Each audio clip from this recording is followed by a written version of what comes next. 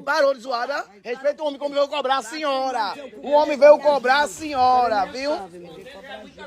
Ô, moço, de novo, moço, ela ali tá vendo. Eu achei aqui agora, peguei no Porto do Gato. Pegou? Ela e a outra ali, ó. Como Quem? eu tô encontrado aqui porque eu... A outra disse, vem, a outra mandou se eu vir esse mês e não pagou pra o homem, Gel. Eu pago quando eu puder. Quando eu puder, eu pago. E quando você não puder, você não Porque eu não compra. tenho dinheiro, Sim, não porque você recebi comprou. ainda. Por que você não comprou? Porque eu tava Você comprou. precisando. Eu tava aí com cuscuz no pano. Por isso que eu comprei a cuscuzeira aí. Sim, então por que você não paga, já que você comprou? Porque eu não tenho dinheiro agora. Se não tinha dinheiro, não comprava, não era, Eu moço? não tenho. Não comprava, já. Todo mundo tá comprando. Todo mês isso, né, moço? Todo mês Até isso. amanhã, Ah, eu tenho dia 24 dinheiro da minha bolsa, tu vem de novo. Daqui a pouco ela vai mandar seu 24 de dezembro. É o dinheiro da mala, da bolsa, agora é da mala. Já mandou tu vir segunda, ó, vê. Tá vendo tu? Se escondendo já 2 vezes. Já 2 vezes, mandou tu vir segunda. Aí quando for segunda, ela vai dizer, vem. Eu não sei que era pra tu vir segunda.